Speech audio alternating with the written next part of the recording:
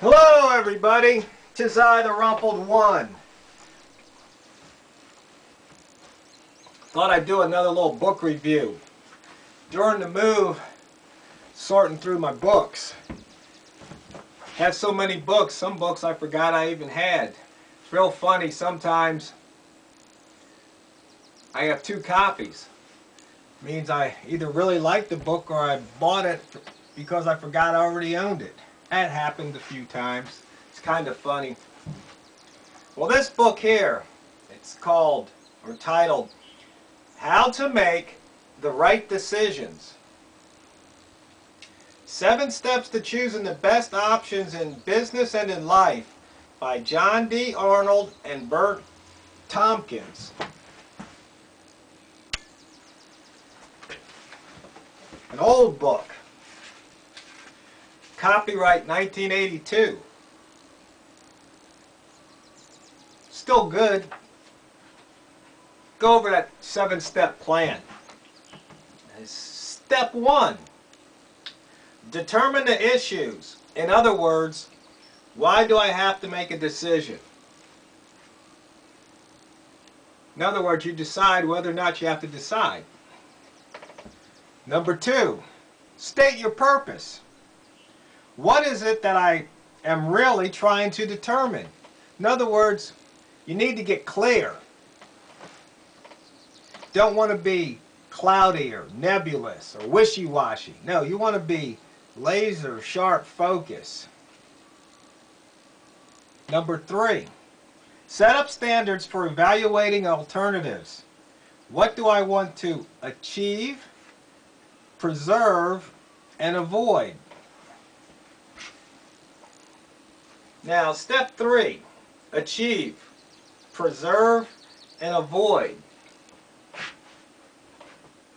That's something a lot of people don't really consider. A lot of times they'll get the achieve, yeah, this is what I want to do. But they forget, well, what do they want to keep and what do they want to avoid?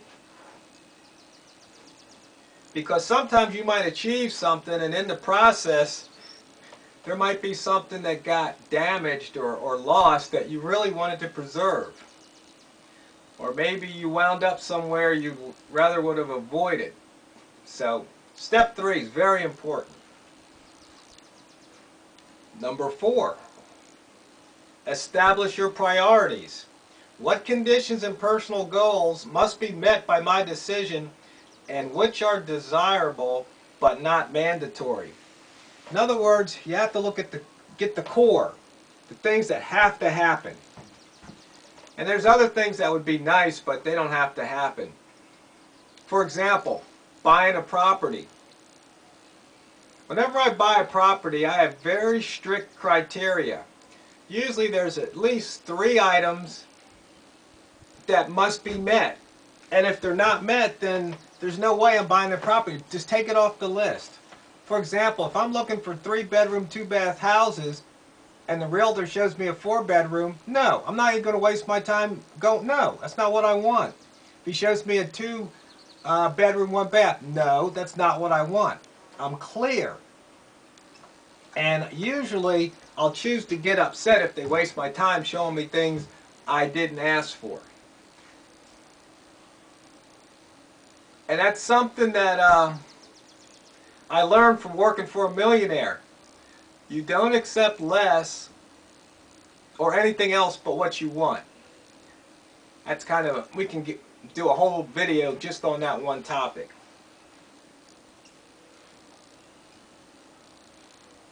Well, there's all kind of wildlife here. Caterpillar crawling on the porch. Number 5, search for solutions. What alternatives might meet the standards I have established? In other words, there might be more than one way of getting to where you want to go or achieving what you want to achieve. So, don't just stop at the first solution. Keep looking. There might be more. And usually the simplest is the best. Occam's razor. Number 6, test the alternatives. Which alternatives best fit my priorities and standards/criteria? So a lot of times you can do things on paper before you actually commit.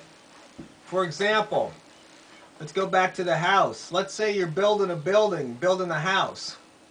Well, it's a lot easier to erase than it is to tear down.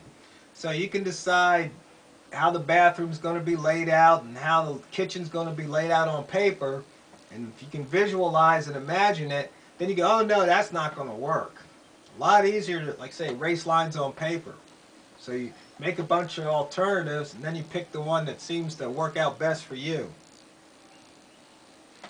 Number 7, troubleshoot your decision.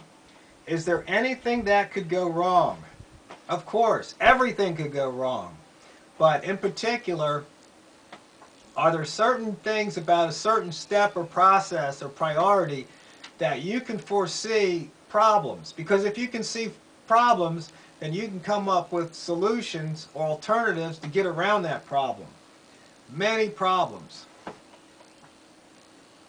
Many problems. Ways to avoid them. So those are the 7 steps. I mean, I could go through this book. I could almost read the whole book to you. But if you just focus on those 7 steps, maybe you can find this book in the library. I don't know if it's still in print or not. But just think about those and use what you can and chuck the rest. But it's a lot of people, about as far as they go is a pro-con list. You know, list the pros, list the cons. They kind of weigh it and then they go from there. But this is a little more detailed. This is like the next level.